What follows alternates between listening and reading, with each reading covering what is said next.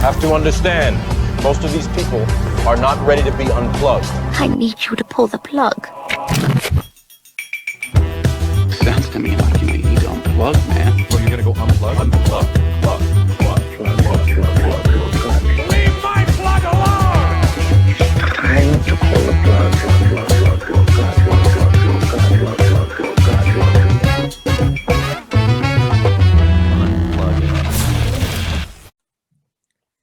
Hello, Durham. Welcome to another episode of Durham Unplugged, a chance to meet your local community leaders and politicians in a less than formal setting. Well, folks, we have had the best. Now it's time for the rest. I am digging down to the bottom of the barrel because right now, what I have right now is, I'm going to call you a protege. Is that a fair word? A protege of mine. Yeah, I like that. That's pretty fancy. Protege. Yeah. We'll go with protege. Dev Ramkallie. So Dev is the Stakeholder Relations Manager for the office of MP Mark Holland. And if that role sounds familiar, it used to be my role before I entered the realm of municipal politics. And during that time, Dev was, I guess you were an intern, and then you went full-time, and then now you have taken over the role. So Dev, welcome to the show. First things first. Well, first of all, thank you for having me. It's always great to catch up. You and I have been good friends for a while now, so any opportunity to see, Mr. Sterling Lee is always a good time. Friends is a strong word. Let's get that out of the way. Okay, friends is a very strong word. I'm uncomfortable using the F word all loosey-goosey like that. I want to first things first appreciate you got dressed up for this. It's a Monday record. It's at noon, and you put on the blazer, which I always appreciate. Well, gotta dress for success, my friend. I all evidence of the contrary for me. I dress for comfort. Is that a new blazer, Dev? I don't think I've seen the baby blue blazer before. Purchased just before COVID. Never got a chance to really show it off. So did you buy it at Moore's? We're Moore's guys. You get it at Moore's? I got it at Moore's. Yeah, I love Moore's. Was it buy one get one? Yeah, I actually had a friend that used to work there, and she used to hook me up with these crazy deals. She doesn't work there anymore, but I hope not. You just got her fired, is what you just did. Works there. So did she work there when you bought the blazer? Yeah, she did. Yeah. I think you and I have gone to Moore's before. I don't think you ever offered me any sort of discount. In fact, I remember redoing my wardrobe with you, and I don't think I was offered a discount. And I spent quite a bit of money that day. Well, that was the Ajax Wars that we went to, right? Went to the Ajax Wars. I think it was Pickering. Pickering, with the Pickering ones. Okay, yeah, she doesn't work at Pickering. She's out in Oshawa, so it was. Yeah, you don't think I would have driven 20 minutes if it meant getting a discount? I don't think it was ever offered in general. Is my point. Yeah, I got to use the discount sparingly. I got to use it sparingly. Otherwise, yeah, but I used it. I would have used it once, right? It was a huge perk. I for those of you who are watching, I think I was getting tired of my old dress shirts. I bought like 5 dress shirts, like 3 blazers. Like it was not an inconsequential purchase. So you couldn't use the discount for me once, where I could have saved a bit of money. Well, man, you're making enough money anyway, man. You don't need. I wasn't then. You don't need. I wasn't then, sir. Sir, I wasn't then.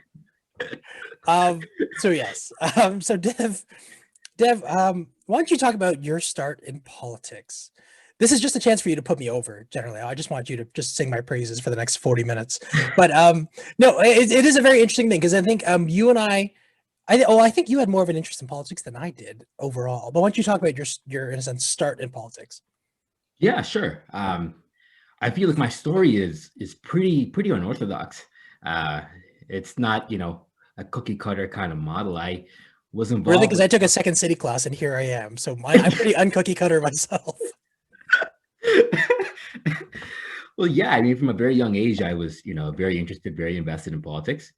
Where did that come from? Were your parents political? Was it family, friends? Why an interest in politics? Yeah, I'd say for sure it stemmed from my parents and my family. They were very involved in politics, always had the evening news on, always talking about politics. So by nature, I just kind of became involved and started taking interest. And then, I was looking for ways to get involved. But at that time, there weren't, many options. So I just kind of, was on the outside looking in. And then, I was lucky, I guess, fast forward, to 2014, where I ended up meeting my eventual boss. I mean, the story of circumstance. He was my neighbor, Right. Like your direct neighbor, if I'm not mistaken. direct Right? neighbor. Right. No joke about that. Direct neighbor. I saw him, move in, and it was actually my dad. My dad had said, "Hey, like that's Mark Holland." I'm like, wow, like what are the odds of this? So he's like, "Well, why don't you go over and say hi?" So your first instinct wasn't, "Hey, Dad, who's Mark Holland? I don't know who that is." No, because I was just so involved with local politics in terms Fair of enough. keeping up. So like I knew him. I'm like Mark Holland, really? At the time I was 17, 18. And I said, like, yeah, sure. Let's go over. So I mustered up all the courage I could, went over, knocked on his door. I said, "Hi, Mr. Holland. I'm your new next door neighbor. I don't know if you're interested in running again in the upcoming federal election." Right, because but he if had you are- lost. He had lost by that point, so he was just a regular citizen, Mark Holland, I guess. Right. Yeah, he was just a normal citizen, Mark Right, Holland. right. Yeah. I said, I don't know if you're interested in running again, but if you are, I'd be willing to, help and volunteer and, do whatever, the campaign needed me to do. And I didn't think anything of it because I figured, he's a guy that probably meets a lot of people like me asking to volunteer and get involved and whatnot. Until it was when I knew he was serious was one day I was doing some work outside and he came over and he said, "Dev, I'm having a campaign meeting at my house to kind of, kickstart the campaign. If you'd like, why don't you come over and you can see how, this is run from the beginning, like right from the inception." And I'm like, yeah, like what kind of opportunity? I have to take advantage of this. Ran upstairs, grabbed the first suit I could find, and went over to his house. Went over to his house, I mean, it was a crazy time. We didn't have a lot of resources. It was literally just bare bones. That was also my first meeting, like campaign, like politics adjacent meeting. So earlier that year, because it's very parallel, Mark was like, "Yeah, I want you to help me out." I was like, "I'd love to, man. Anything I can do to help." So I came in. I remember, I think it was the first time you and I technically met, was probably that meeting. We all met in his family room. I think there was maybe like 20, 25 people there. And they were just talking about what's important to you. What are some local issues? What are some national issues? And the whole time I was like, I have no idea what's going on. I was listening. I was kind of paying attention, trying to get names and faces, but I had no idea what was going on. So very similar to you then, I guess.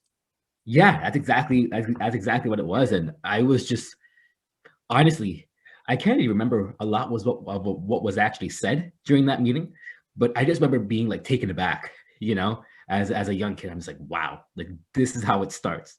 Like this is the beginning of a campaign. And yeah, I mean, the actual 2015 campaign, I know you could probably remember it was an interesting ride, man. It was we, at the time, we had a very charismatic candidate in Justin Trudeau. I just kind of took the country by storm. And I think that's really where we kind of saw the revitalization of grassroots politics. We saw, a lot of people start getting involved and, wanting to, be a part of the change and kind of make a difference in their community. So I was just happy to be part of that. And that campaign was a real learning experience for me. I feel you could have come out more.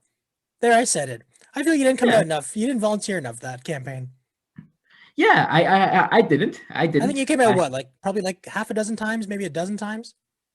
Yeah, I came out about a dozen times during that. I'm out there every single day for 90 days, and you show up for 12, and you get credit for the victory. It just doesn't seem fair, Dev. Is all I'm saying.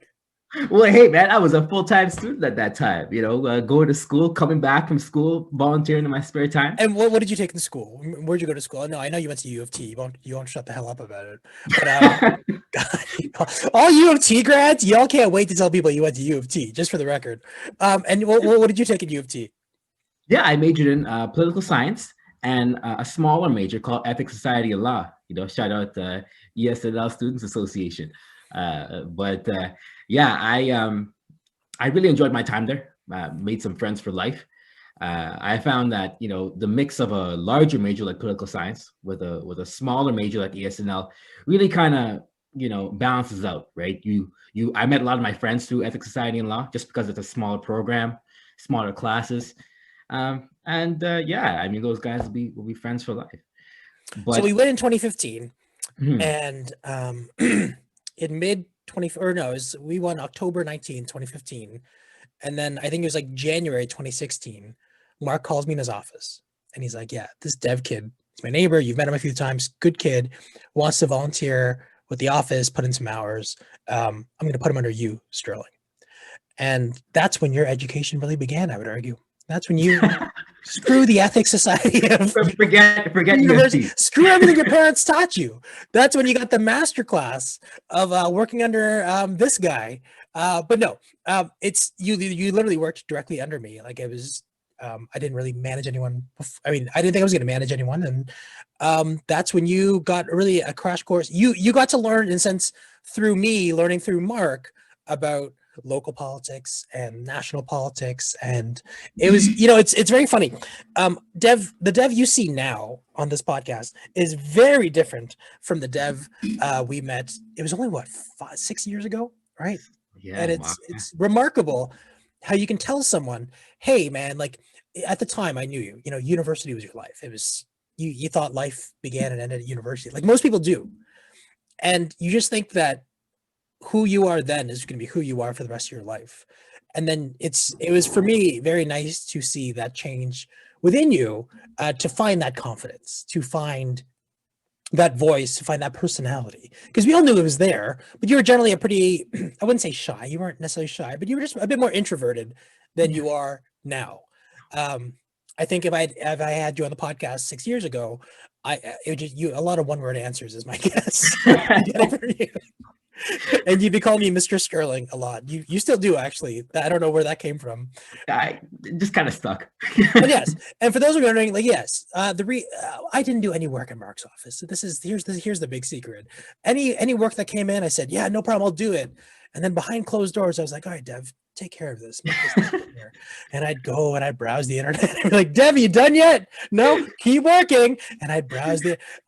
But generally, it was a very fun time. I got to, in a sense, my little brother left the house a decade ago. In a sense, I got to have another little brother.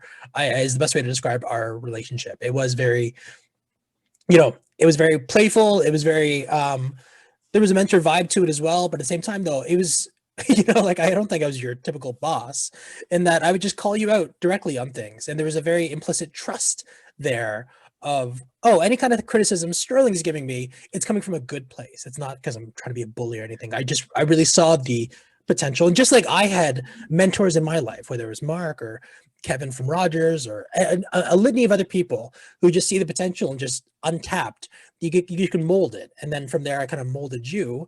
And then comes 2018, and I had a list of campaign managers, national ones who worked on the Democratic primaries. They all didn't want to help me. So I went to the bottom of the list, and there was that name, Dev Ramkallie. And I said, Dev, can you help me? And you said, yes, it would be an honor. You didn't realize that honor would take away 3 months of your life completely. But yeah, and Dev was my campaign manager. And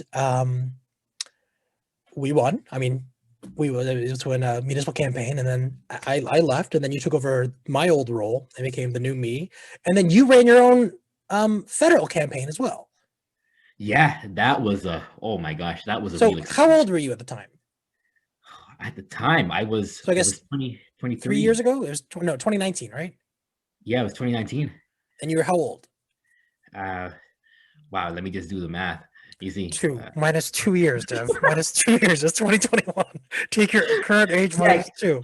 I'm just trying to think when I was offered the role versus when I actually started. So I think I was 23 at the time of the election, but 22 when Mark had actually offered me the role. And I don't know if they do stats on this, but I'm going to hazard a very safe guess that you're probably one of the youngest campaign managers. I'm going to say across the country. Right. Yeah, I mean, I don't think we've looked into that, but I'd be up there for sure in terms of right. And again, like listen, Mark Holland had run at this point, I'm going to say 1,001 campaigns, whether it's for himself or for other people. So it's like you and I understood the mechanics of what it meant to be a campaign manager. But for the most part, like the infrastructure was set. But I would still argue that was pretty much a formative 6 months of your life. So you had gone in 2018 where you spent 3 years helping me win. And I think it was more, or 3 months. And I think it was a bit longer than, it's probably 4 months. You probably got a bit of a break of like 5 months, and then you ran a federal campaign. That is remarkable to me. Well, I mean, like that federal campaign, it was actually the municipal experience that kind of got me in that campaign mindset, right? Because I think that's one of the most underrated things about a campaign is actually getting into that mindset and being mentally prepared to run a campaign. You talk about it a lot, but beforehand, but only when you're in it, you really have a true understanding of what's involved.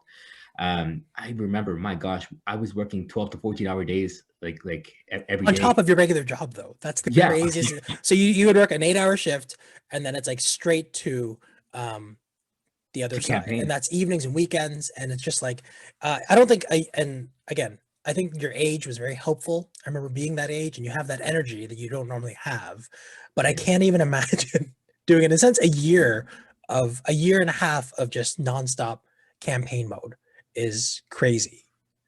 I mean, it sounds crazy when we're talking about it now. I know. Just even mentioning, you're just like, wait, I did that for a year and a half. Like, but I remember being in it, and it's just the time just passes, right? There's so much to do. There's so much to get done.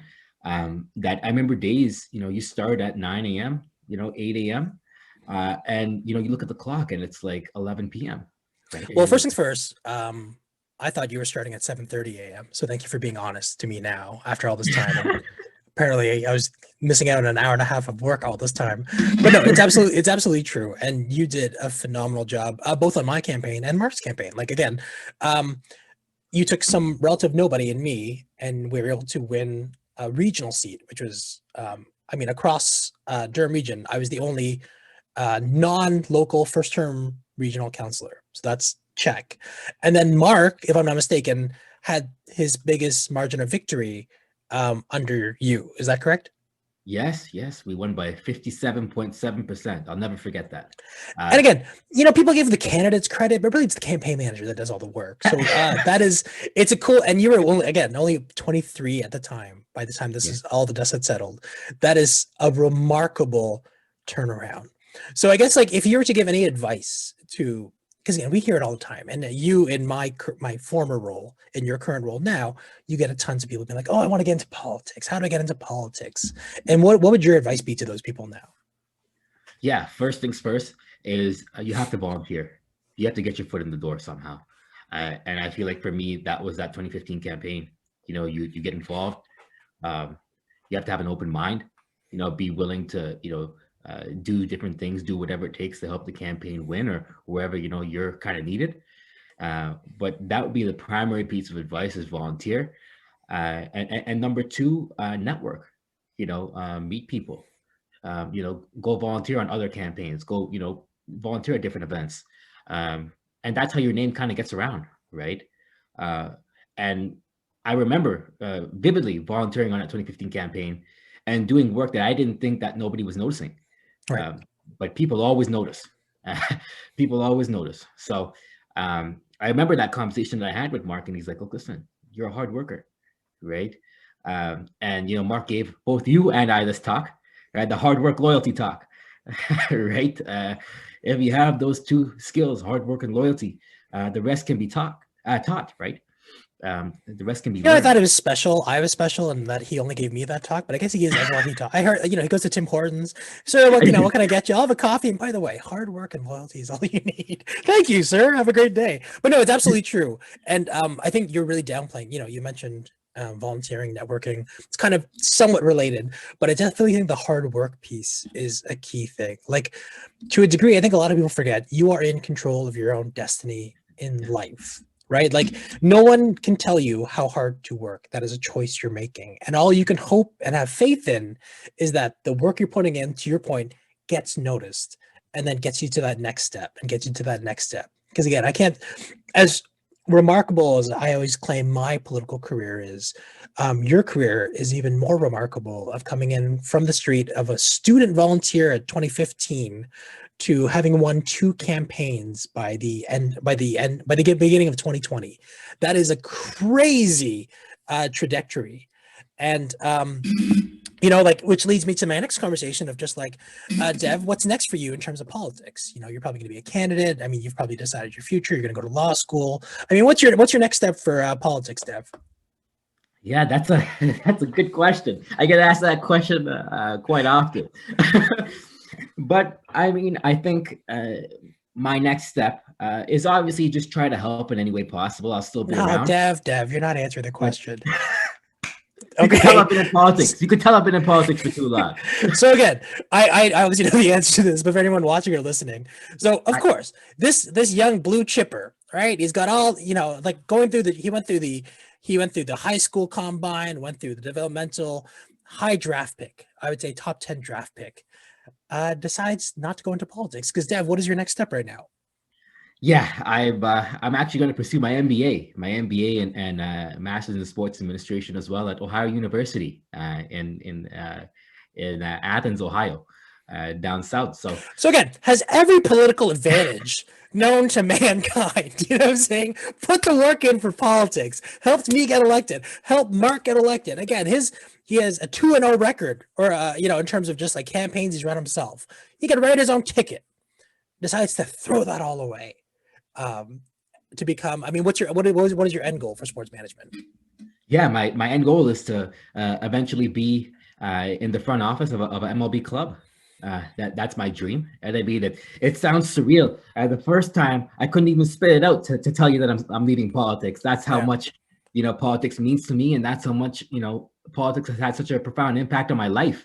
But it's crazy that I'm leaving it all behind to kind of chase a dream of mine.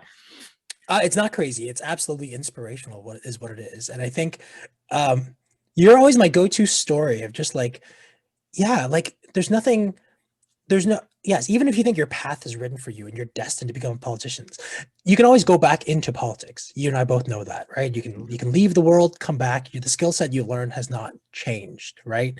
But if anything, you get to pursue this dream, and I think your political journey has made you very suited to pursue this dream and give you that voice, give you that confidence. And now soon you'll be, I don't know, who's the guy from Boston? Epstein, right? Theo Epstein. Oh, that's old. That's old news. He moved on. He's with the Cubs. He's out of baseball now, actually. Right. That's right. I thought he went to Boston for a while, didn't he? Theo, no, I don't. I remember. Let's make a quick check. I might have to edit this out if you don't know. No, because he was with the Cubs, right? I remember he was with the Cubs, but I thought he went to Boston Red Sox before the Cubs. I don't think he was there. Sir, I'm reading his Wikipedia. After leaving the position of the Padres president. Oh no, that's someone else. Yeah, I don't think he was. Well, no, he has a whole subsection. Hold on, and hired Epstein to work under him. So the Lucchino, the Padres president, became president and CEO of the Red Sox, and Epstein worked under him for the Red Sox. Worked under him, but he wasn't the top, huh? I'm just saying he worked at the Red Sox. All right. That was all I was saying. And you should know that if this is the world you're going into. So we'll edit this out so Ohio State doesn't realize, that I'm a complete failure of baseball history and baseball executive history. We'll edit this out for sure. No, but it's very exciting. And if I'm not mistaken, you've never lived on your own before. Yeah, I lived on my own first year university at U of T. That doesn't count, and you damn well know that doesn't count. You lived on residence or no? I lived on residence, yeah. Yeah, residence doesn't count, kid. All right. Now, when you have I mean, like really on your own, where you have to prepare your own meals and you have to do your own laundry, etc.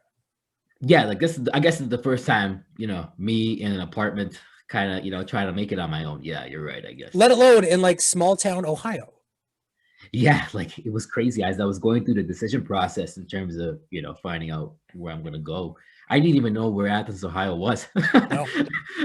And I mean, I guess just a credit to the folks down there in terms of selling, the experience and selling,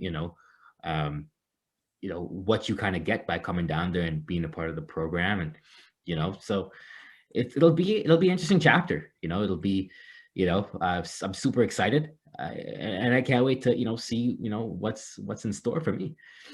And you start in August, correct? That's right, August And as we're 2021. filming this is March, so you have like what, 4 or 5 months, and then it's off to Ohio. And I got a lot to do in between that time. Yeah, right. Absolutely. No, that's a lot of fun.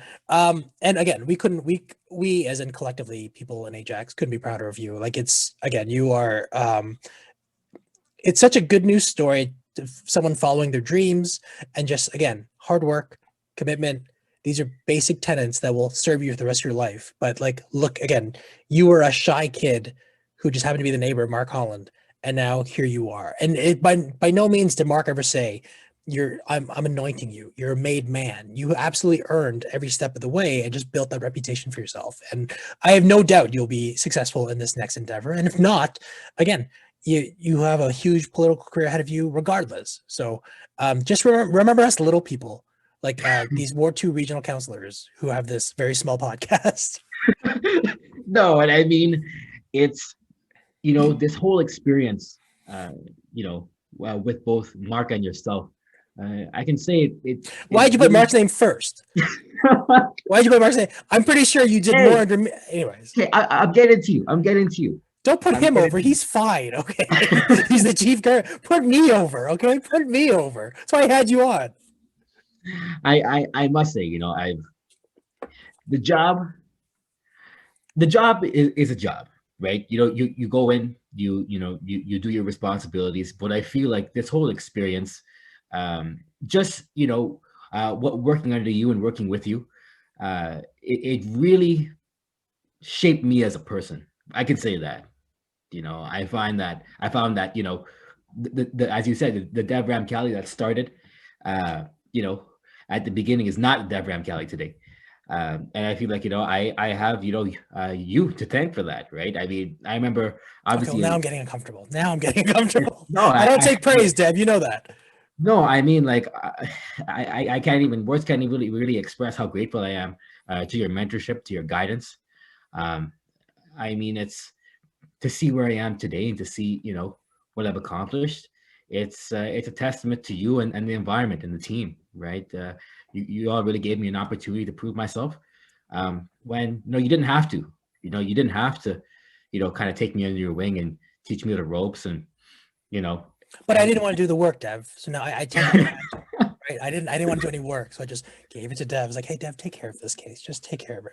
But no, it is funny. Just like again, as the role too, you're in a sense a jack of all trades at Mark's office. Like a lot of people don't know what the Stakeholder Relations Manager does.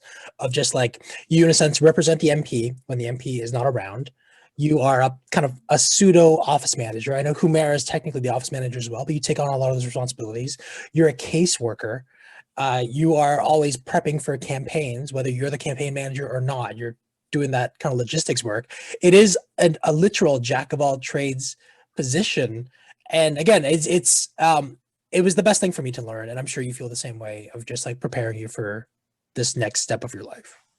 Yeah, honestly, I feel like I'm the quote unquote glue guy of the office, I try to keep everybody together, try to, boost morale. We all like to crack jokes and keep things light, but at the same time, get our work done and put on a good representation of the office to the community, right? I feel like, yeah, it's as I'm thinking back now, it's been a crazy ride. I know. It makes me feel old too. What are you watching on TV, Dev? Let's talk about. Wait, I always try to make this not a political podcast because again, yeah, it always becomes that because again, a lot of people are meeting either you or I for the first time, and it's very again, I wanted to make sure people knew your story of this like really success story of this Guyanese kid, who just raised well and just put it all together. And it's such a 6 years is not a lot of time in the grand scheme of things, but here you are becoming executive, sports executive on your way to. That's just cool. But that's boring stuff. Tell me about what is Dev watching on TV these days? I actually just finished Last Chance U on Netflix. Oh yeah. Any good? Yeah. Oh, it was excellent. Yeah. It was excellent. Are you compelled to watch just a lot of sports documentaries and sports movies now because of your next step? Yeah, I feel like once I step into the program, this is a lot of what's going to be talked about on our downtime is sports documentaries, sports movies. So Right. yeah, I'm just trying to keep up to date. What is your favorite sports movie?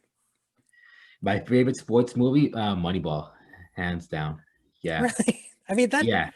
I guess I that technically counts, but that's not what I think of when I think of a sports movie. Because no one Yeah. cares about the executive side of sports movies. The executive is always the bad guy in 90% of his sports movies. Well, I'm going into sports business. I know, wouldn't but I feel do that. like again, I feel everyone in your program is going to say Moneyball. One of my that's Michael Lewis is actually my favorite author as well. He writes in a very practical way. Is there another more like kind of conventional sports movie where the sports is somewhat like the focus that is your favorite sports movie? I'm trying not to be like cliche. Like No, I'm don't not be gonna clear. I mean, be honest, repeat right? I'd rather you be dreams or cliche but honest. I'm just because there's a lot of movies that I really enjoy. I'm just trying to think of something that really I've seen so many. I like I'm blanking on the name now. That's Clint Eastwood, and I think it's Amy Adams, Oh, Gone Baby Gone? No, $1 Million Baby. Million Dollar Baby. Yeah. Oh, no, is that Amy Adams? No. It was Hilary Swank. Hilary Swank. Hillary Swank. Yeah, I really like Million Dollar Baby. That was a I remember the first time I saw that movie. I mean, I don't really get too emotional, watching movies, but I shed a tear. I shed a tear during that one. I was thinking like Rudy or Mighty Ducks, but way to pick the executive one and the assisted suicide one. I mean, Dennis, you really know how to connect with the audience, I feel. Okay, fine. $1 Million Baby. Mashugana, that's what he called her, right? At the end, or just kept calling her the Mashugana. Yeah. But hey, didn't that win like Best Picture I'm not sure he won Best Picture, but I think he won Best Director. or Best Director? $1 Million. And now you're really testing my trivia. Produced, blah, blah, blah. It won. Oh, won Best Picture, Best Director, Best Actress, and Supporting Actor. There we go. I'm not sure if it was the best movie of that year, though. Oh, yes, it was. Yeah, that was a crappy year for movies. It was also The Aviator, Finding Neverland, Ray, and Sideways. Yeah. I Okay. guess that was the best movie. So you watching Last Chance? Any movies you watching? It's Oscar season. Did you watch any of the Oscar movies? I didn't actually. Surprisingly, you'd think that I'd have more time on my hands to watch Oscar movies, but I guess with the pandemic, I mean, it's not even an excuse. I have more time on my hands now. I find though during the pandemic, a lot of people fall back to what they're familiar with. Yeah, So you end up watching like a lot of old TV shows that you love. You actually still have my hard drive, by the way. I do. Like old I do. TV shows and everything that I'd given you. Am I I never mean- getting that back? I have to write that off, I guess, right? Well, I love how you bring it up in the public now. We gotta talk about this offline. Yeah, I want my hard drive back. That's a 1 terabyte hard drive. Which by the way, Yeah. I've since replaced with like an 8 terabyte hard drive, so you can actually keep that. Oh, you have a bigger hard drive. No, Well, because I didn't have the one I needed at the time, so I had to buy one from Amazon. no, man, no. I'll make sure the hard drive gets back to you. There's really no need. I've replaced everything on it. It was just full of movies and TV shows, I think, right? Yeah, I actually watched. I started The Wire on your hard drive. Okay, for those of you who are watching at home, you started The Wire, I think, 3 years ago. Yeah, like 3 years. Just yeah. accept you're never going to finish The Wire. Just accept it. Hey, a part of me is that it's such a good show, and I don't, because I don't have a tendency to go back to shows, right? So once I watch a show, I'm done. So I think I'm like on the last season now, but I don't want it to end. You know what I mean? Like I don't want the show to end. Like I want to just still watch it. How do you not finish one of the greatest shows of all time? It's remarkable. Though you know what? I just rewatched because I rewatch shows a lot, especially when I'm working. I'll put on a show in the background and my light just went down. Give me a second. This is live, folks. All right, I just rewatched Breaking Bad, and now I'm firmly believe that Breaking Bad was the greatest TV show of all time. Really? Yeah, just the story of like it's so interwoven perfectly, and if you're watching Better Call Saul, it's the perfect companion piece. But it's just like there was no dangling threads. A lot of like, you know, Game of Thrones. Game of Thrones. You have websites of just like, what happened to this. It was so self-contained. There are no questions afterwards. Like everything was answered through like a line of dialogue or just like a throwaway scene. So and just the acting in that is just so good. Anyways, I think Breaking Bad is one of the best TV shows. That's interesting. I know, because I mean, Game of Thrones had that title for a while until the end there. But that's the thing. Breaking Bad ended on a high. Like that, those last 4 or 5 episodes were just like edge of your seat thing. Whereas Game of Thrones, I remember that huge battle scene. My wife and I, Amanda, were just like, we were squinting, being like, what's happening? It's like really black, and you see these weird shadows moving, and you hear grunts. You're just like, this is kind of garbage. Oh man, what they did to Game of Thrones, no words can describe. Again, it's the classic thing of how to end a TV show, and not a lot of people know how to do it. But I think Vince Gilligan did a fantastic job. But sorry, go ahead. I actually just started. I finished actually Superstore on Netflix. That was cute. Yeah, it was nice. You know, it's cute.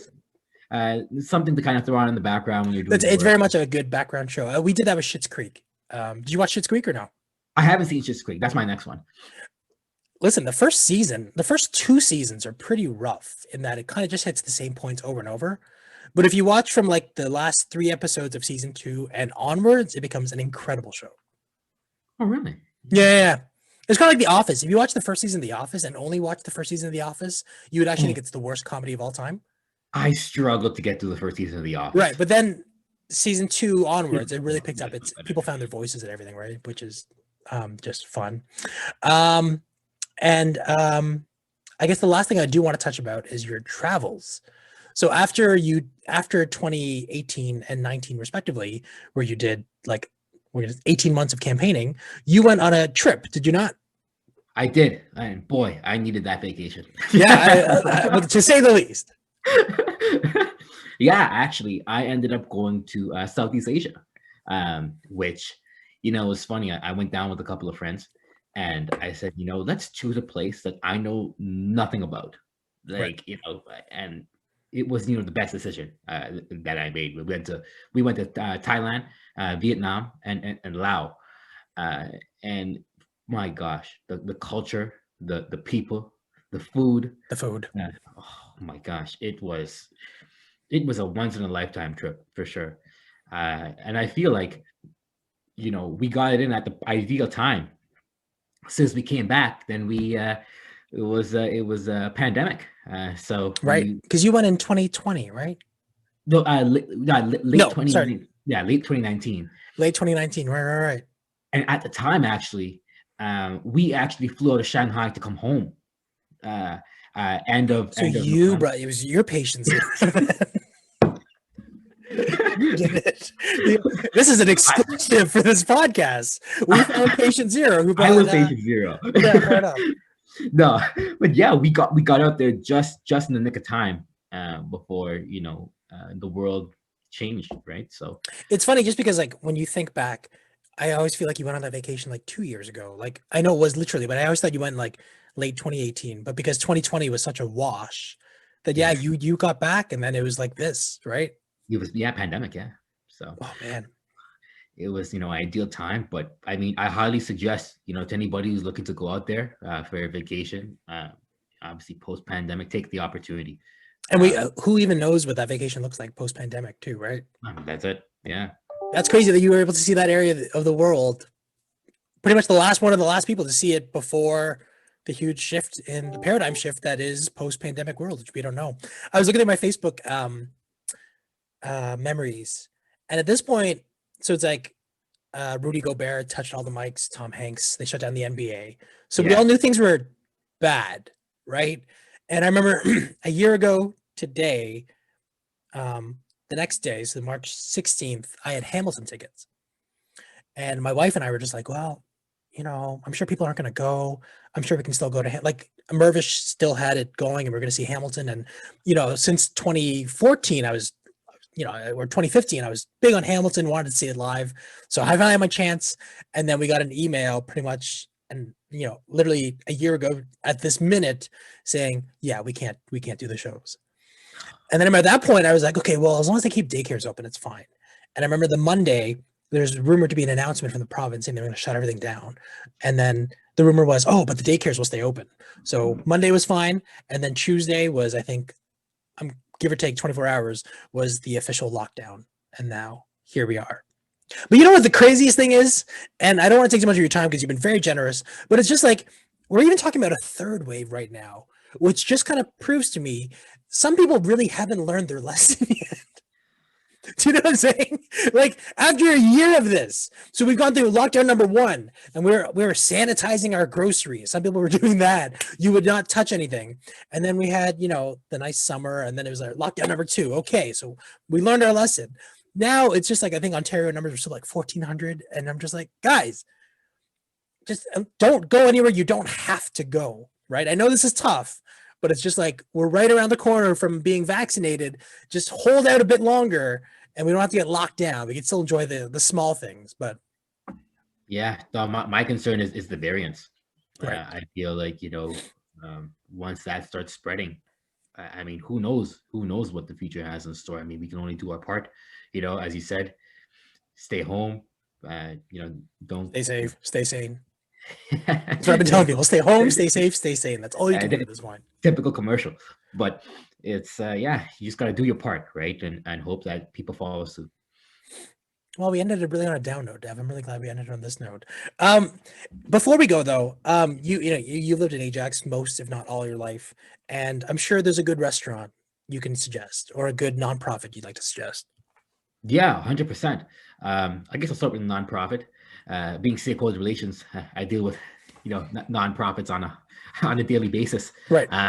But if there's one I'd like to give a particular shout out to, it'd be Homebound Wellness.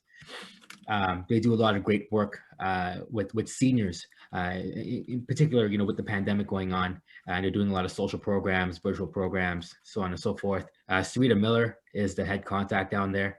She's been doing excellent work. So if you have a chance, check them out and see what you can do to support them during these tough times. And I know you love to eat, so give me a restaurant, Reco.